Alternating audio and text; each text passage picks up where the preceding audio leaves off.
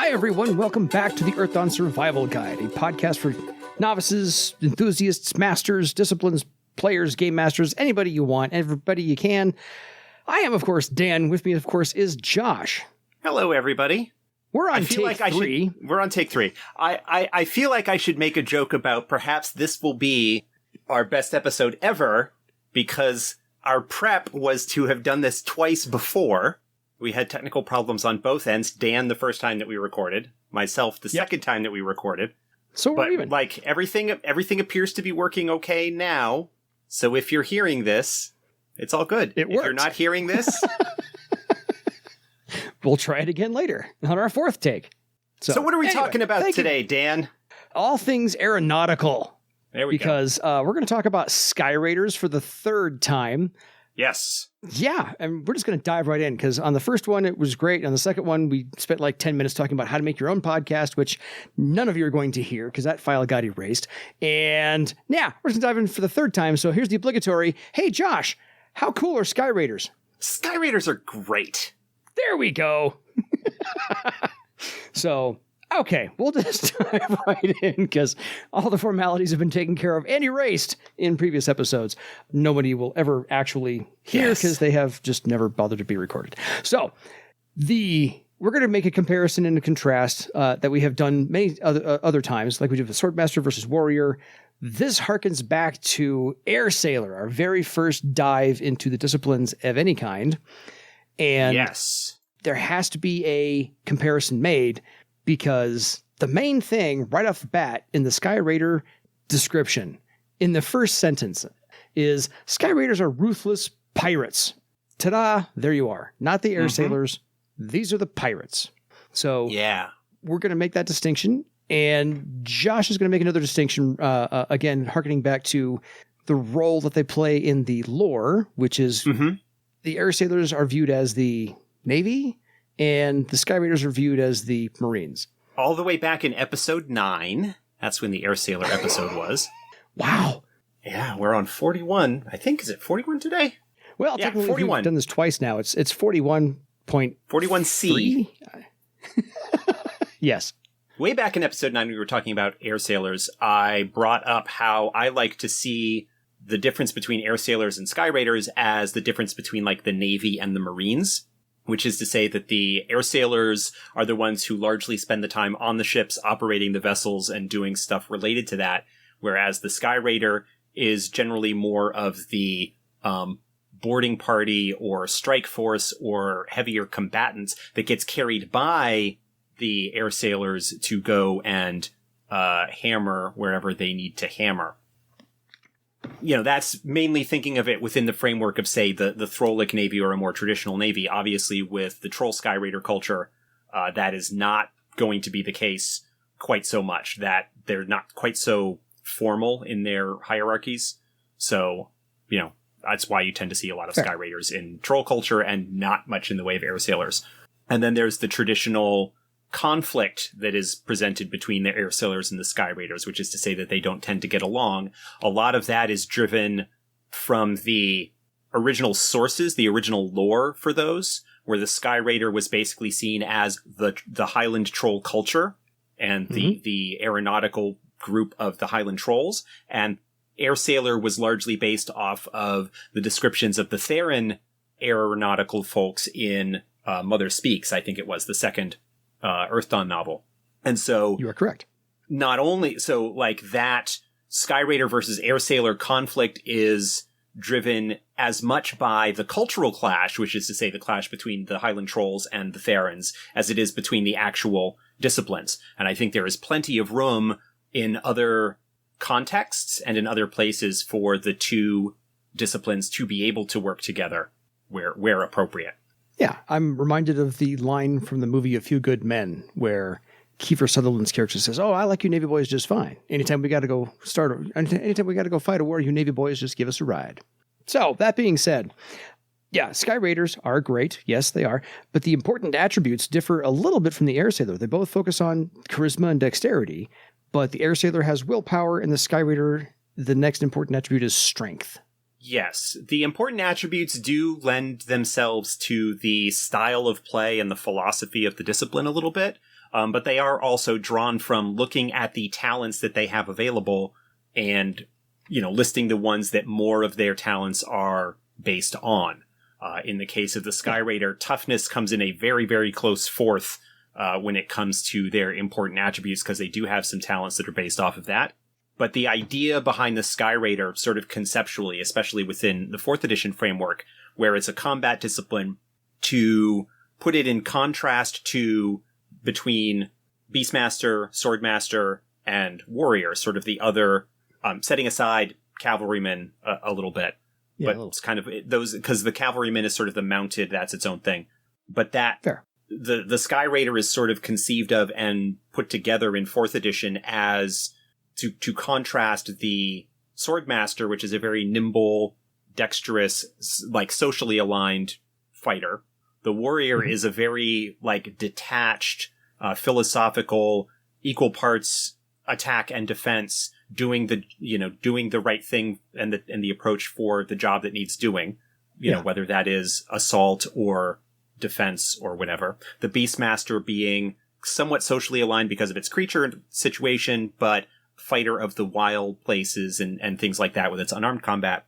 The Sky Raider is really, for lack of a better term, the barbarian of the combat disciplines in Earth Dawn, which is to say it's the one, it is, they rely a lot less on defense than they do, I think, any of the other disciplines, the combat disciplines at least. They are very aggressive, very in your face, very like big hammer coming down, and relying a lot more on strength and endurance and overwhelming force, whether that be physical force or force of personality, which kind of plays out a little bit in some of their talents that we'll discuss. But that is to make them stand out temperamentally in comparison to the Warrior. And while you can have, forceful warriors and aggressive warriors, the talent selections and things like that for the Warrior tends to be a bit more balanced, where when the choice comes down for a Sky Raider between an aggressive attack, forceful approach and one that is a little bit more demure, they're going to take the forceful approach. Fair enough. So on to the Karma Ritual, which I love. This is kind of one of the more nuanced Karma Rituals, and not that they're not all nuanced, they are, but I find this one just very cool to use the shield that they begin to strike slowly with a weapon at first, and then it just continues on in this almost like the war drum beating, just gains strength and intensity and noise and volume, and then they strike it one final time, and then once the echo fades, the ritual is over. So it's just one of those, it's just kind of a very cool thing. It's more of a sound preparation for the Sky Raider than it is anything else.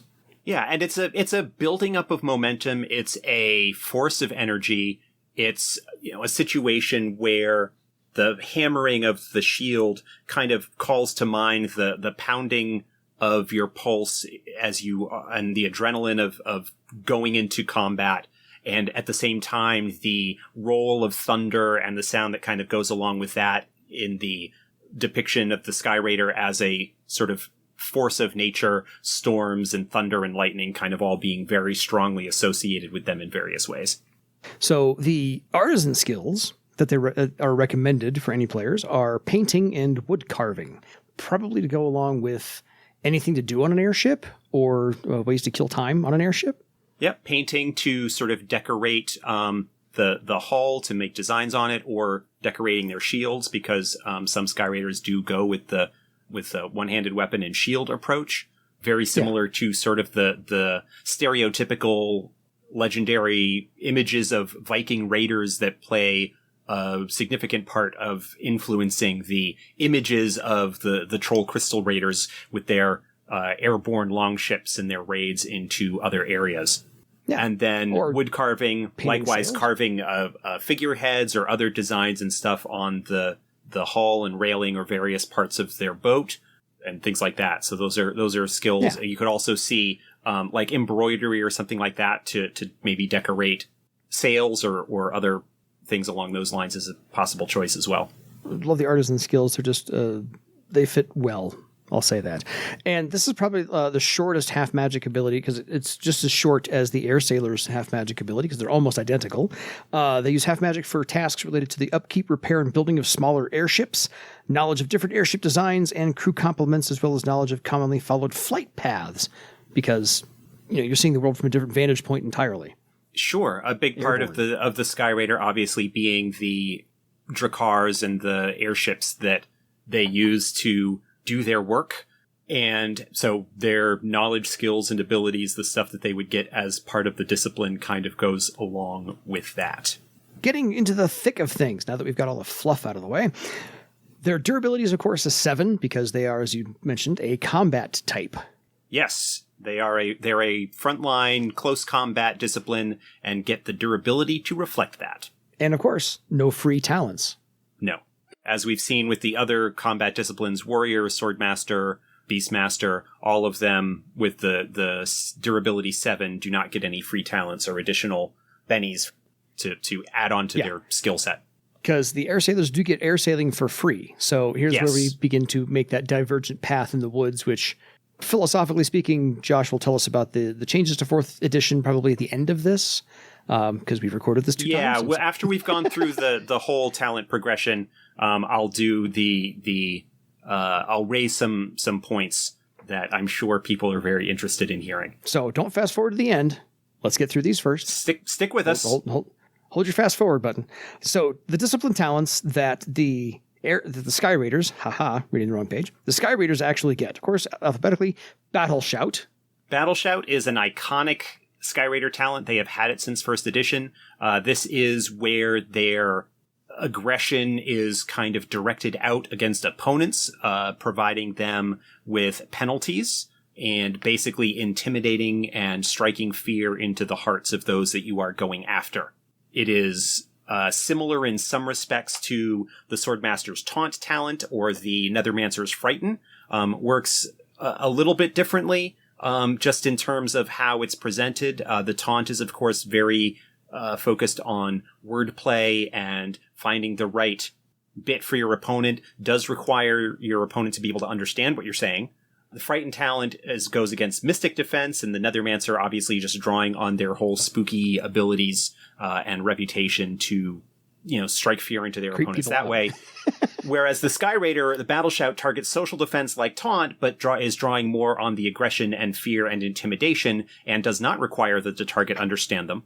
It puts penalties on the opponent's action tests and also, is just generally, basically kind of cowing them into submission. My group tends to nickname Battle Shout Grr and stuff. So we snarl at them. Climbing, because again, you're on an airship, more than likely you'll need to climb rigging. Climbing can come in handy to climb the rigging of the airship. The thing that we talked about in a previous Lost recording was that there is this image of Sky Raiders throwing themselves off of their airships to go down and attack people on the ground, but not a whole lot of thought is given to how they get back onto the ship afterward. Because the Drakars are generally modeled after actual ships with a keel and everything, they don't generally actually tend to land on the ground because they wouldn't be level if they did. So they probably would be a little bit, floating above or whatever. And folks would need to climb to get back into the boat, whether those are from ropes thrown over the side or just kind of reaching up and hauling themselves in. They need to get back into their Drakar after the raid in order to get back home with their loot. What? Like it's there for a purpose? No, just kidding. Fireblood. And this is one of the cooler. Yeah, this is the other iconic Sky Raider talent. Elementalists get this as well, but it was originally a Sky Raider talent. This plays into their themes of aggression and endurance, basically allowing them to heal damage in combat. Their wounds kind of fizz and bubble and smoke a little bit as they are sort of cauterized by the heat of battle raging through the Sky Raider's blood, and basically allows them to spend a recovery test to make a Fireblood test to heal damage. While it costs a recovery test to use, it is explicitly not a recovery test and so would not benefit from bonuses like booster potions and things like that. But Karma's cool. Yeah, Karma is definitely good on the Fireblood test. Basically, it allows you to keep going when you have been hit and injured in combat, which is never a bad thing for a combat discipline, especially one that doesn't rely on defense so much the way that the Sky Raider does. I think in a previous episode as well, you mentioned that their idea of defense is a better offense. Yes. If you hit the opponent hard enough that he doesn't want to fight you anymore, then you have won. That is defense. There you go. Melee weapons, because of course, if you're going to jump off of a ship and need to smack, if you're going to be fighting something, people and you need to smack things, yes, you need the talent with which to smack, and melee weapons is obviously required for the Sky Raider when they get up close and personal with swords and axes and various other implements of pain and destruction. Yes. I still think the most iconic image, because it has yet to be surpassed by anybody else, is Matt Wilson's cover art for the Crystal Raiders of Barsave. Because there's 7 or 8 orcs jumping off, or 8 trolls, jumping off of that ship. And that's why I bought it as a 2 foot by 3 foot poster. It's just beautiful. It cannot be outdone. Anyway. And then of course, thread weaving as the last discipline talent at First Circle. Yep. Which everybody gets. That kind of fills the role of, not only does it allow the adepts to take advantage of thread and threaded items, magic items, but it also kind of in a way represents the adepts' understanding and connection with their discipline. Several kind of special abilities and whatnot, several knacks are based off of thread weaving that relate to an adept's connection and ability with their discipline. So it kind of metaphysically, while it doesn't have a lot of mechanical role, kind of fills that space. And everybody gets thread weaving because everybody needs it eventually anyway. Second circle, they get a +1 to their physical defense, which makes sense for a blunt object to be slightly harder to hit. Your combat discipline, you do want to get those bonuses to physical defense. A little bit. And the second circle discipline talent is Great Leap, because again, iconic idea of you jumping from ship to ship or jumping off of the ship or... Yep. Or jumping back into the ship after the raid. We're going to hammer that one home. Why not? So on to third circle, because again, there's nothing to argue with for second circle Great Leap. There's just nothing Great to Leap. replace that. Great Leap does play very nicely with the talent that they get later in their progression, and I'll call it out when we get to it. Absolutely. Third circle. The Sky Raider may now spend a karma point on recovery tests, because again, you're not doing a whole lot of defensive actions. You're if you're potentially getting hit a lot, potentially taking damage, and so having the ability to recover from that damage more quickly is a hallmark of the Sky Raider. And your third circle discipline talent is wound balance. A very useful combat ability, especially if you are a discipline that is going to be hit frequently. Again, talking about the Sky Raider not having a lot of active defensive talents that prevent them from being hit the way that maneuver or acrobatic defense or avoid blow, provide to the swordmaster and warrior. You get the wound balance with them. It basically represents the strength, their ability to take a hit and to not be knocked down, to continue to keep going and continue to fight despite the slam they might have taken. Yeah. So we've probably not, that I can recall, covered wound balance in detail before as what happens in combat. And since you're the line developer, what changes have taken place for 4th edition for wound balance? Or wound balance, wound balance itself works the same way that it has always did, which is that it basically substitutes for strength when you are making a knockdown test. For the most part in combat, if talking about earlier editions to start off with, it used to be that if the character suffered a wound in combat, they needed to make a knockdown test against, if I'm recalling correctly, the difference between their wound threshold and the damage suffered +3, I think was the original rules. I did not grab my first edition book to check. Nope, you're right. And if they, and it was a strength test. If they succeeded, then they kept their feet. If they failed, they were knocked down. Wound balance basically adds its rank to strength for the purposes of that test. In 4th edition, we changed it slightly in that you only need to make the knockdown test if the damage dealt is 5 or more over your wound threshold. So if your wound threshold is 8 and you take 8, 9, 10, 11, or 12 damage, right? Then that's 12 is only 4 over. Then you don't need to make a knockdown test.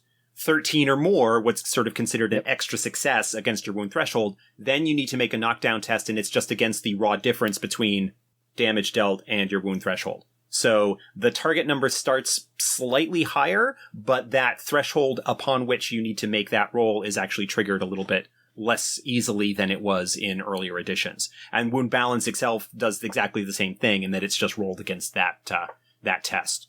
So roughly speaking, roughly speaking, the actual target numbers are, I think there's only like a base 1 point difference roughly. It's just that there's no longer that +3 modifier, and you don't have to do it until you suffer damage at that higher threshold. Unless there are some number. So yeah, there are some talents or abilities as well that might trigger a knockdown test regardless. The attack to knockdown option, for example, will trigger a knockdown test regardless of how much it actually does. The shield slam, shield charge, whatever the talent name version of it is. Shield bash, thank you. Yeah. That will trigger a knockdown test, again, regardless of the damage dealt. Waterfall Slam, a warrior talent, if that's used, it will trigger a knockdown test regardless of whether a wound was dealt or whether a sufficient, damage to normally trigger it was done. So there are some things that play within that space that allow a knockdown test to be done outside of the usual, I dealt a wound with enough damage kind of situation. Okay, we covered up on knockdowns and wound balance here. We're just going to slip that one in. So on to fourth circle, the Sky Raider finally gets a +1 to their social defense, which I think sounds like the ever-escalating arms race between Battle Shout and and the defense of it, because basically, you get a defense bonus every even circle. And for most disciplines, it's during the first 8, at least you get 3 in what's considered your primary defense and 1 in your secondary. Yes. So physical defense obviously is the primary for Sky Raider because they get it at circle 2. At circle 4, they get that +1 to their secondary. The choices being mystic or social, understanding that in the development, the historical setting development of the Sky Raider, and that obviously being a common thing that you would have conflict between Trollmoots and rival clans and Sky Raider versus Sky Raider, having that social defense bonus makes a lot more sense than a mystic defense bonus because that Battle Shout and other similar talents will be targeting the social defense. Fourth circle, because at first circle they got Fire Blood, at fourth circle they get Fire Heal. Yep, this synergizes nicely with Fire Blood. It's a talent that allows you to gain additional recovery tests, which you can use to power abilities like Fire Blood. This would be especially useful and flavorful before they are going out on a raid, maybe, the morning before they set out or the morning before the attack. You get all of the Sky Raiders together and you kind of have a big party around a bonfire, drinking and carousing and getting all psyched up for the battle. And those who have the talent to basically draw on the strength of that fire, to get additional recovery tests to make it harder for them to be put down, by using Fire Blood during the raid. Yeah. This is the one that my other characters have used where I can see this in a movie. And then I can also see this being the point of contention for a movie where they have to have like a little disclaimer. Please do not do this at home. These are magically powered adepts. Please do not try to gain additional recovery tests by jumping into a fiery home. Exactly. So please don't do that. So first 4 circles, everything very, very solid. Great Leap, Wound Balance, Fire Heal. Everything is absolutely perfect the way it should be for a Sky Raider. Everybody should have those as a Sky Raider. Here's where you get to actually flavor your own character and tweak what is needed for your campaign and your adventuring party. So and your particular style, and your particular style and view of your discipline. Air sailing is an option.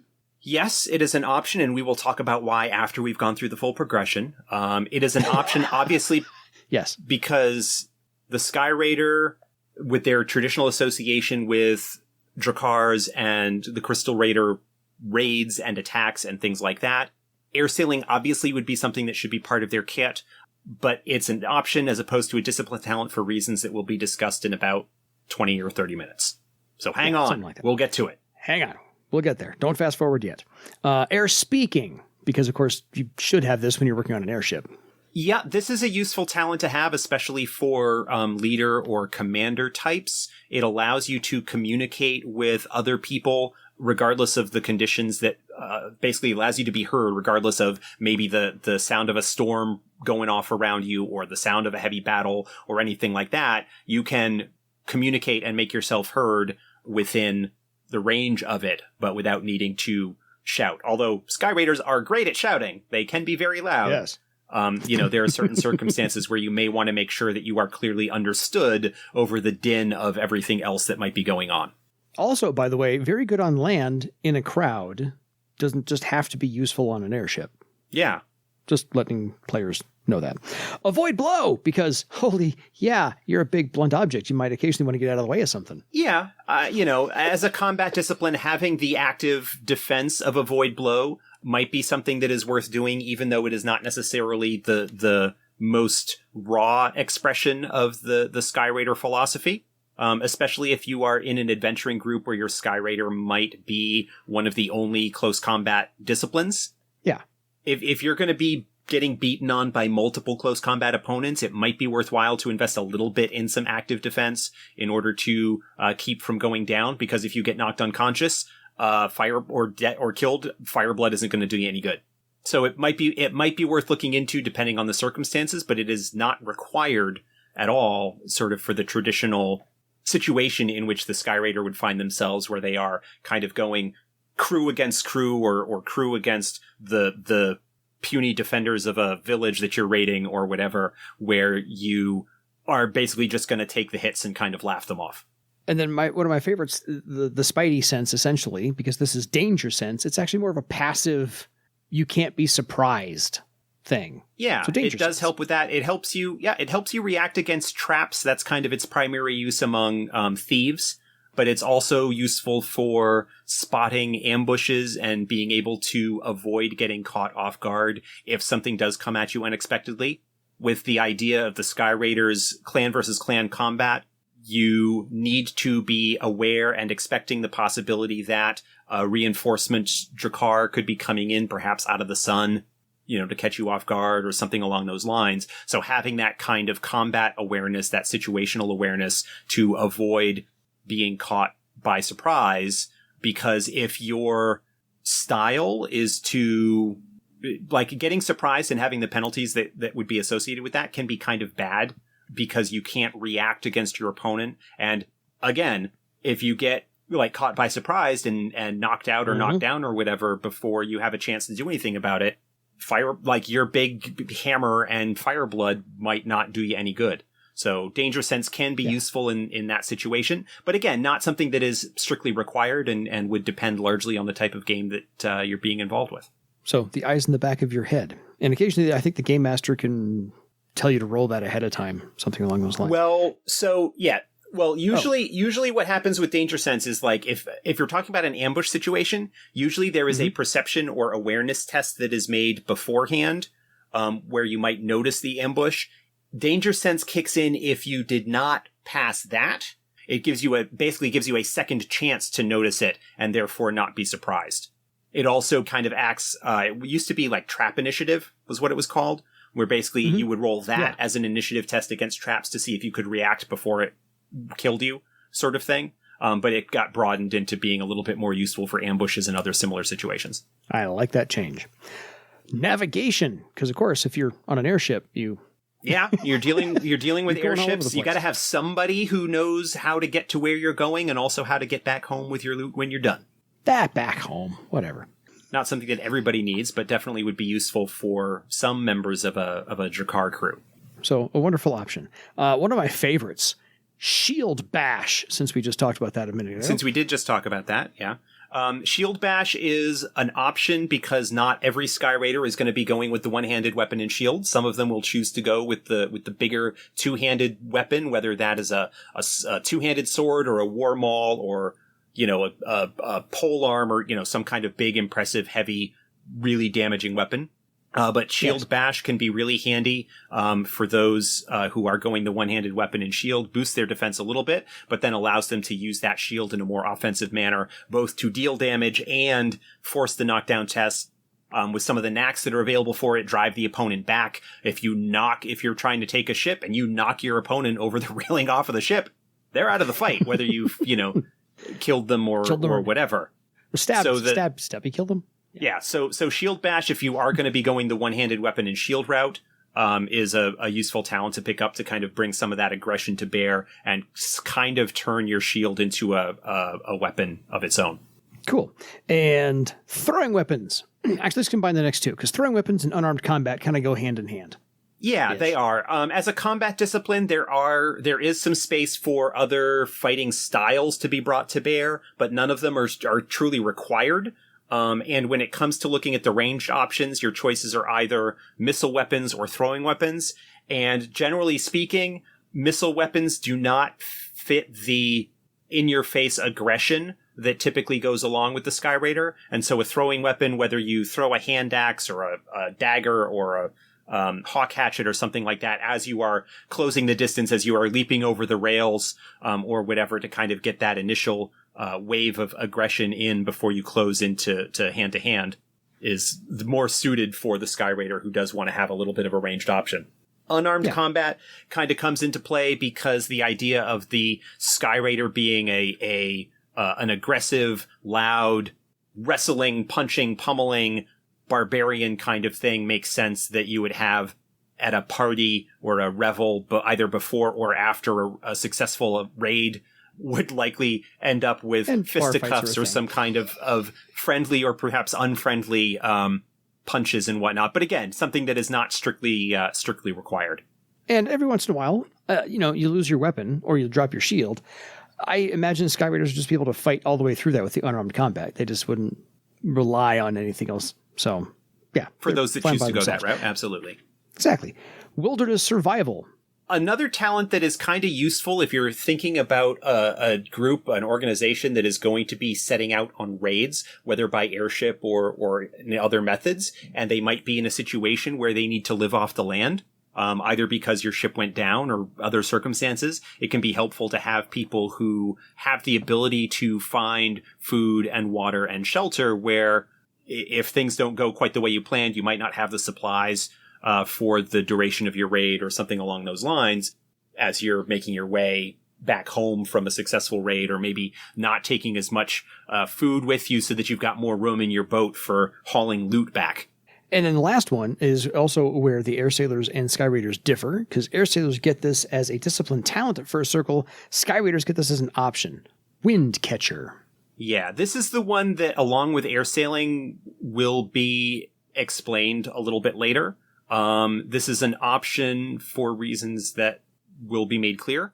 But obviously, the image of the traditional Sky Raider, the Troll Crystal Raider, being one where the ship kind of comes in, lowish, and the raiders kind of jump off of it to strike from above, whether onto the deck of another airship that they're attacking, or a caravan or village or something like that. Yeah. That is in place. An option, and we'll talk about that more later. But it is, again, a sort of iconic ability for the Sky Raider in its way, but it is where it is for reasons to be revealed. Yeah, I so want to see, just in my mind's eye somewhere, because it may never be animated in any way, shape, or form, but I want to see a Sky Raider Drakkar zip down 8 or 12 trolls, just hop off and land on a Tiskrang riverboat. That, I think, would be just awesome to see. Just a little juxtaposition there. Anyway, on to Fifth Circle. And as we've said before, a lot of things happen with a lot of disciplines at Fifth Circle. This is no different. They get discipline talent, a karma thing. But here's the first thing. They get overwhelming force. The Sky Raider no longer takes strain when using the aggressive attack combat option. Because again, this should be aggressive. Yeah, this is an ability that plays into the idea of the Sky Raider being a very offensive, very in-your-face, very aggressive fighting style. Aggressive attack normally costs 1 strain to use per attack. And so if you have characters with multiple attacks, like warriors or sword masters, that can add up when you get into higher circles and you're taking, multiple strain because you're doing multiple attacks with the aggressive attack. Sky Raider starting at 5th Circle, can get that +3 bonus to attack and damage rolls at a cost of no strain. They still suffer the penalties, but this ability has an additional bit. If they have something else that grants them that no strain cost for aggressive attack, they also reduce the penalty, the physical and mystic defense penalty, from -3 to -2 as a result of using that. So it really plays into the idea of, I am going to hit hard and hit frequently at a cost maybe a little bit of my defense. Yep. So it plays into that idea really well. And then they get a 5th Circle karma ability to spend karma on damage tests made with melee or throwing weapons at or above a one-handed size limit. Yep, this is similar to the karma on damage abilities that show up in other combat disciplines. The focus here, the design for the Sky Raider being to continue to reward them or allow them options when they are hitting with the biggest weapons that are available. If they're, basically their one-handed size limit, if they're going with that one-handed weapon and shield, or, anything two-handed, they have the ability to add karma into that damage roll. Yeah. Because there's nothing subtle about a Sky Raider. No, not much. And I think the second weapon in the offhand always has to be like one size smaller, does it not? By default, yes. There is, I believe it's in 4th edition still, the knack that allows those to be matched size. We'll talk about that more because the Sky Raider does get second weapon as an option in this tier. Yeah. This karma ability, unfortunately, doesn't lend itself particularly well to ranged attacks because most throwing weapons are going to be smaller than the one-handed size limit, and consequently means that you can't add damage onto ranged attacks for a Sky Raider in the vast majority of circumstances. But again, the ranged attack is kind of a secondary consideration for them, really something that they do kind of briefly before closing in that distance. Yeah, for the in-your-face smashing. Yeah, they are up close and personal. Very, very personal. So, 5th circle, to go back to the first circle, Battle Shout. 5th circle gets the discipline talent of Battle Bellow. Yep, this is a sort of upgrade variation on Battle Shout. It's got a little bit more of a range. It still targets the enemy's social defense and causes them penalties. But the other thing that it does is it provides bonuses to your allies' close combat rolls. So not only does it demoralize your opponents, it inspires and pushes forward your own people. And this applies to anybody that is in close combat on your side, not just fellow Sky Raiders, which is a little bit of an expansion from previous editions where it provided bonuses to your allies' battle shout tests, which basically meant that it only really applied to other Sky Raiders and didn't really do a whole lot to enhance offensive capability. Except in how other Sky Raiders would be battle shouting and continuing to heap the penalties on their opponents. So I know the combat rules say that characters can do a standard action and any number of simple actions, and Battle Shout and Battle Bellow are both listed as simple actions, but probably shouldn't be able to pull off both in the same round, right? Yeah, I would be reluctant. To allow that.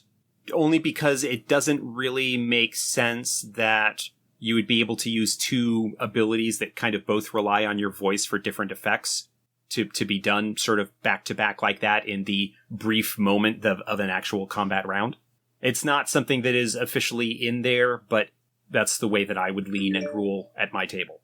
Fair. No, it's kind of hard to say, we're coming for you. Let's go get them, guys. At the same time, it's really, Well, I mean, you still the penalty to opponents isn't quite as high on Battle Bellow as it is on Battle Shout, but you're still able to impose a penalty. It's not like you're making a choice between penalize the opponent or encourage my side. It's penalize the opponent and penalize my opponent, maybe not quite as much, but also encourage my side, which, depending on the circumstances, may be a bit more desirable because you're providing that bonus to attack and damage rolls and things like that. Yeah, they're a little at odds. So, and it's got the longer range, so it's going to potentially affect more people when you use it. Yeah, absolutely. Just wanted to hash out exactly whether that was a good idea or allowable or not. So anyway, on to 6th circle. They, of course, get their, again, a bonus to their physical defense, now at a +2. Yep. Just for showing up to 6th. And discipline talent, Steely Stare. This is a sort of social ability. It allows the Sky Raider to basically give the death glare to anybody and intimidate or stare down opponents. Anybody that is affected successfully by Steely Stare will not take any kind of action against the Sky Raider, including trying to lie, cheat, or deceive them. They won't kind of attack them or take any kind of offensive action. This is the thing where the young whippersnapper kind of comes into the play and the Sky Raider just, the old grizzled Sky Raider just kind of looks at him and is like, no, sorry, son, we're not going to be doing that today. And the, kid will back down. I don't think so, Scooter. On to 7th circle, the Sky Raider gains another recovery test per day. More recovery tests is always good when you're looking at a discipline whose basic abilities revolve around healing from Fireblood and the additional recovery that can go along with that. Having another recovery test that you can add on top of whatever you're getting from your File hero is nothing to be ashamed of. Yeah, it's a sort of looking for a professional hazard where you just end up taking a beating more often than anybody else. So, yes. Yeah. And 7th Circle, Discipline Talent, Downstrike, because again, you'd like to attack from above. Yes. As a Sky Raider. This is the primary Sky Raider damage adder. Anytime that they are basically coming down or striking from above on an opponent, whether that is dropping out of the sky or they're on the ground but using Great Leap to get some height and come crashing down on top of the opponent, anytime that they can get enough of a height advantage to bring that to bear, they can effectively add their rank in Downstrike to their damage total for the weapon. Absolutely. So it pairs very nicely with the Great Leap back at 2nd Circle. 8th Circle, they get another bonus to their physical defense, now at the +3, so +3 physical, and by this point +1 social only, so they're total of +4 there. And the Discipline Talent of Momentum Attack, something I think that is rarely talked about or predominantly underused. Yeah, this doesn't show up in a whole lot of disciplines, but this is sort of the Sky Raider multiple attack talent. Anytime that they roll well enough on their attack test that they score an extra success, it basically allows them to immediately make an additional attack with the same weapon against that target. It's a little bit more limited in some respects than Second Weapon, because it doesn't trigger in every situation. It only triggers in certain circumstances. The advantage, however, being that momentum attack is only 1 strain, whereas second attack is 2. So, if you are going against opponents where you are going to be reliably getting that extra success, that 5 or more over their physical defense, momentum attack is in some respects a slightly cheaper second weapon or second attack. Yeah. And again, just to make sure you get that extra success, I can't say make sure, but to help you get that extra success, burn karma on that momentum attack, just to make sure you can get there. All kinds of good, plus the aggressive attack option. So onto the options. Distract. Yep, distract. Again, plays into the teamwork aspect.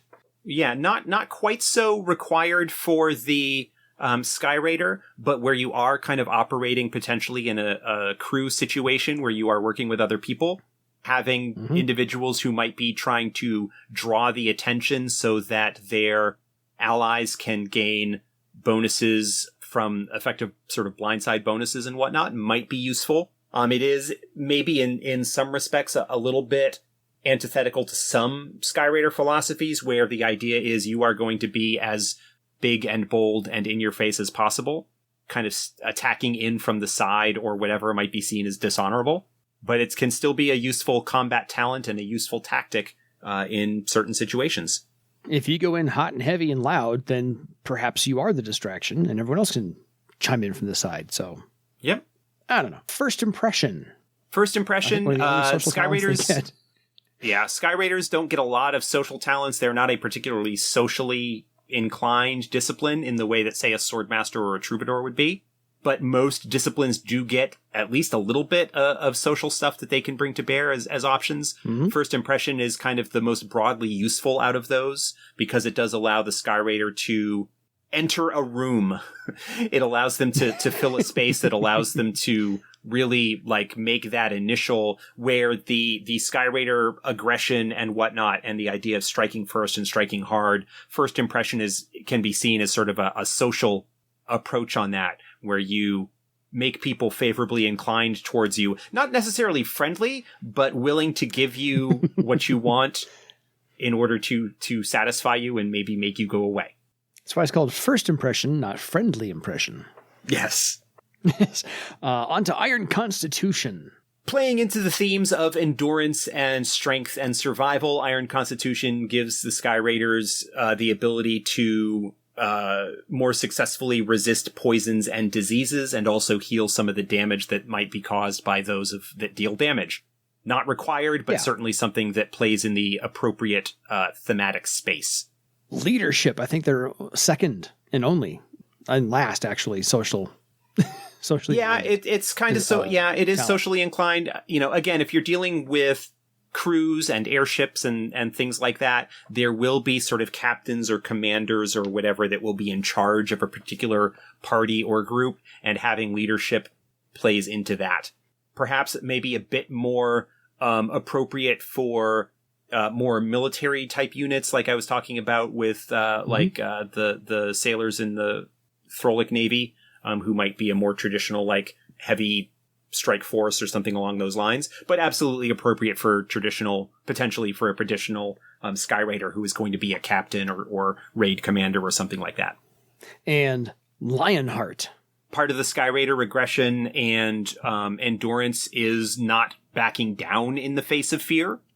This is, again, where you've got maybe other clans or moots that might be attacking you and would be using Battle Shout and Battle Bellow. Lionheart allows you to more successfully resist those kind of abilities when they are turned on you. The ever-escalating arms race. And for other fear-based attacks, though, right? Yes, anything that is that is fear that allows you either a test to resist the fear, or anything along those lines. It does come into play there. So not just Battle Shout, but anything else that is appropriate. Horror powers and other spells and things like that. So cool. Another option, second weapon, as we mentioned. Giving the combat discipline another option potentially to make multiple attacks. The Skyraider traditional fighting style, usually more being the weapon and shield or a two-handed weapon. It is possible that you could go with two single weapons. There is the idea from the Vikings TV show. Oh, great People show. typically fighting with a sword and an axe or something along those lines. And so there is that as a potentially valid approach. It doesn't quite take advantage so well of the Skyraider's Karma on Damage ability at 5th Circle until you get the knack that allows you to have match size weapons. So you can have a weapon at the maximum size of each. But it does pair nicely a little bit with momentum attack, because anytime that you make an attack that has that extra success, what that potentially allows you to do is main hand momentum attack, offhand momentum attack if you're rolling high enough on both of them. That is particularly nice. Effective. It can be. Yeah, very effective. 4 to go. Sprint! Sprint is a movement enhancing ability. It basically increases your movement rate for the round. This comes in handy particularly with Great Leap, because Great Leap is limited by your movement. And so being able to kick in sprint to increase that and allow you to cover more distance and or height with Great Leap can come in handy. And it also can help you close the distance when you're trying to get into that close combat in your face smashing situation. Yeah, if you want to be first, like the blunt object wants to be first, sprint will get you there. On to Swift Kick. Swift Kick is another kind of plays into the unarmed combat aggression situation.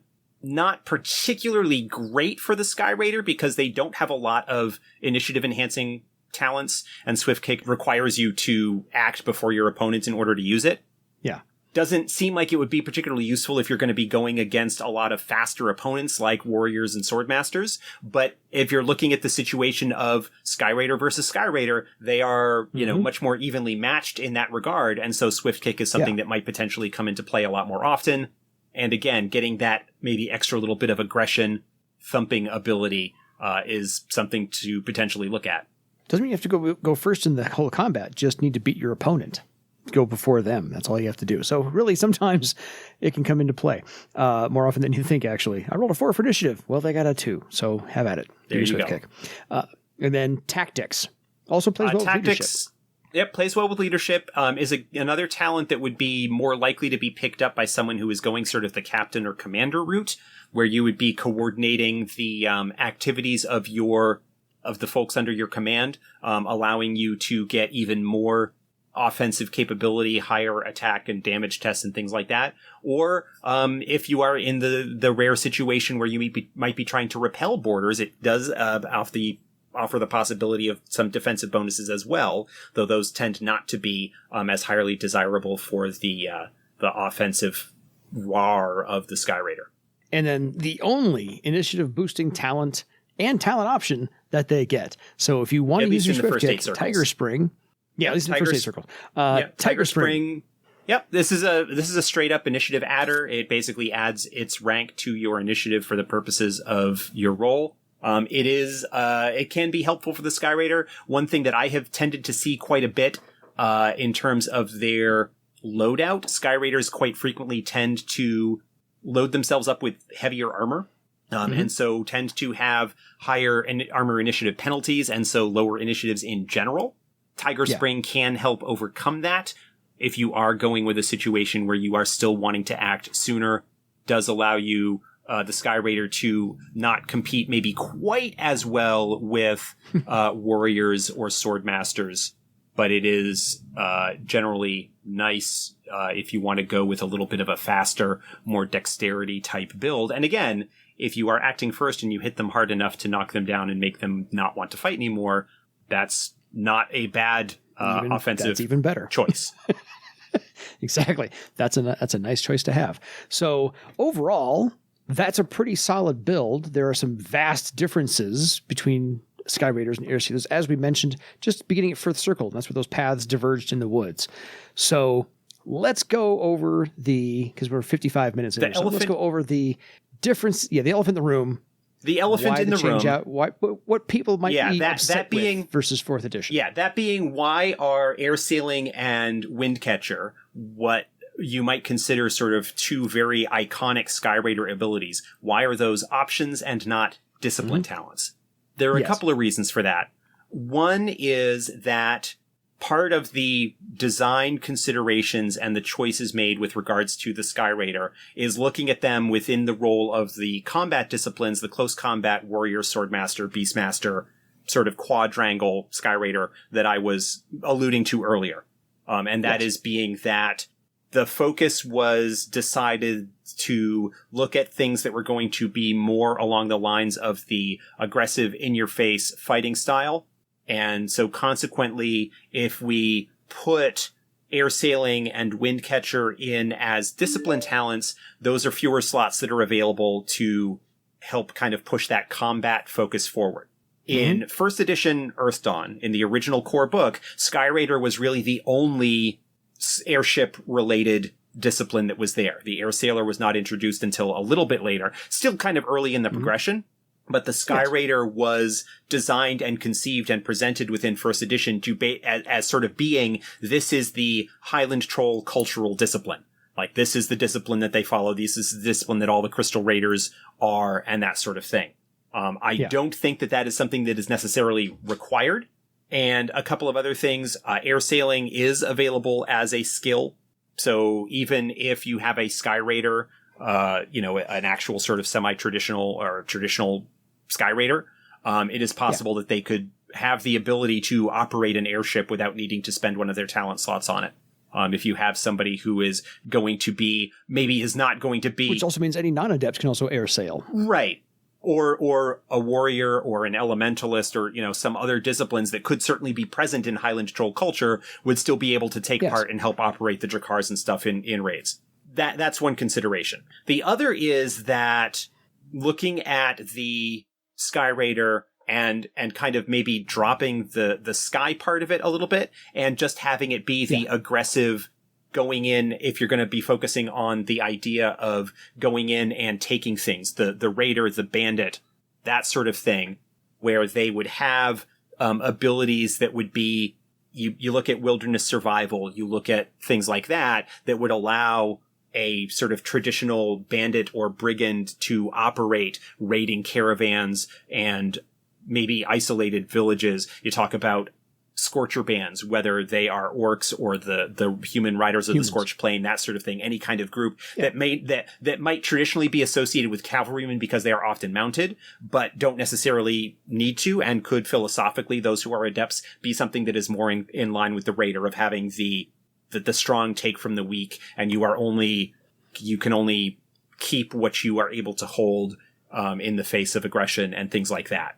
And so there is a space to have the Sky Raider, where the Air Sailor really is kind of designed and conceived within 4th edition as being the discipline most associated with airships. The Sky Raider as a combatant, as an aggressive sort of barbarian-style fighter, again, to kind of take the D&D parallel, is not forced into taking things that might not come into play with regards to airships and so forth, because we've talked about the difficulties that you have with the air sailor and airships, or the cavalryman and their mount, and things like that that can add an additional wrinkle or complication if a game master is not going to be running a game that is going to allow that sort of thing very easily. Yeah. So those are the decisions, the considerations that went into effect. And I can understand the idea of maybe, depending on how you build it, you might not necessarily be able to call it a Sky Raider so much, but there's the legacy of the name and the idea that kind of goes along with it really well. And that's the space, and I understand the feelings about some of the discrepancies there, but those are the choices that were made and some of the reasons why. And it's to allow the Sky Raider, that aggressive, fire blood, battle shouting combatant, to be able to contribute in a wider variety of campaigns without feeling like they've got talents that are just dead weight in their selection. Again, looking at this in the idea of the first edition paradigm, where you might have these talents that, because of how you progress, you might not need to put a lot of points. You might not need to raise them, as opposed to fourth edition, that talent option paradigm, where we kind of need to leave things as certain choices. And it just seems better to make air sailing and windcatcher as options that can be taken if you are going with a very much more traditional, like Highland Troll Sky Raider approach, without sacrificing other stuff for places where that is not the case. Because I also think the distinction needs to be made that air sailors have this karma ability when they are on an airship, but Sky Raiders were built to actually be just as good on an airship as they are on the ground. Because again, they will raid things. That's the point, is occasionally they're going to raid something on the ground, and right. Yeah, they're just as good down there. So I think that distinction needs to be made. They were made, Sky Raiders were designed, how's that, to be just as effective.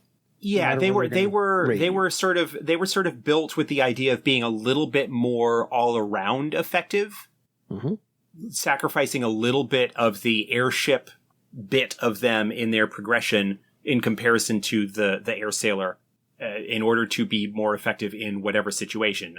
Again, sort of bringing in Great Leap, things like that still kind of get that airborne, aggressive, forward moving fighter type into the situation. So, other than that, I think this about covers us for this episode. If you have any questions about how to be a pirate, well, yeah. So we had not really talked about. We talked a lot about like aggression and combat, ferocity, and things like that come into play, but we didn't really talk a lot about pop culture references. I mentioned the Vikings God, I completely missed TV the pop show. Culture references. I'm sorry. That's okay. We like in the earlier recordings, we kind of covered that a lot earlier, and we kind of skipped over it this time. But like I mentioned the Vikings TV show, but any kind Absolutely. of Love that show. Yeah, any kind of situation where you would see the aggressive kind.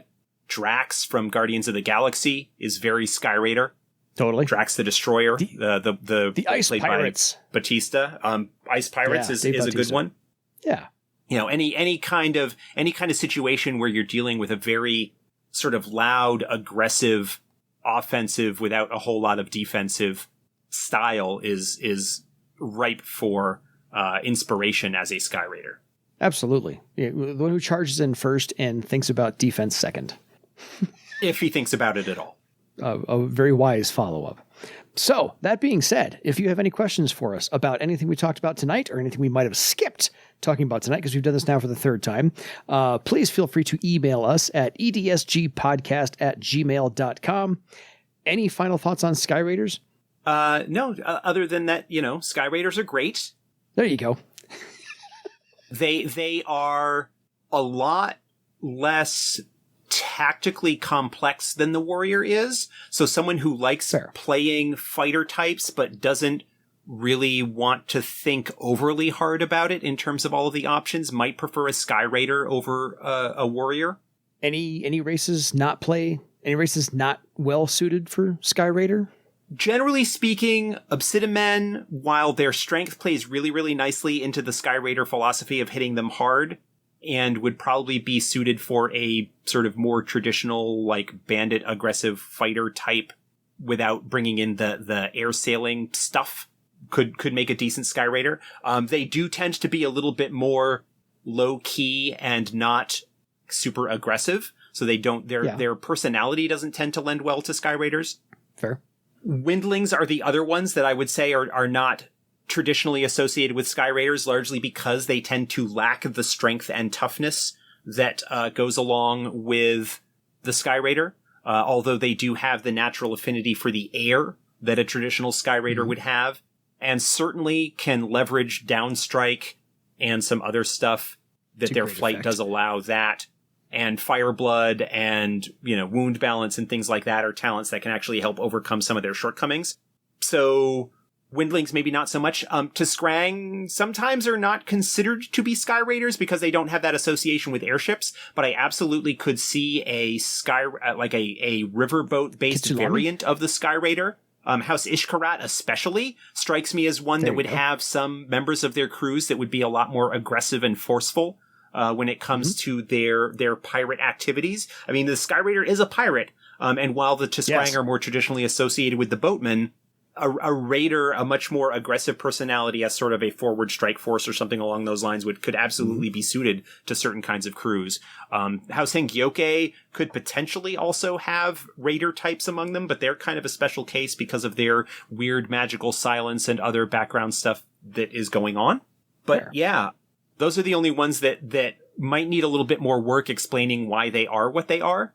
But those are, again, the formal racial restrictions have been lifted for everything for 4th edition. It just might be a little bit more work to justify why certain individuals of different name giver races might be following a discipline that is uncommon for them. Fair. So I think that pretty much rehashes everything we talked about on the first 2 tries. I can't think of anything else we've missed. Like, share, subscribe. We had our FASA Games. We're starting a quarterly newsletter. Oh, cool. If you are on, we just had as of this recording, we actually had the first issue of that go out just yesterday. If you want to receive it, you need to set up an account on our web shop and basically say that, yes, send me the newsletter.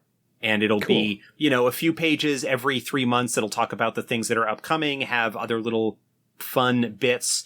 The next one that we've got is currently slated to come out in early December, and it is actually going to focus on the 40th anniversary of FASA.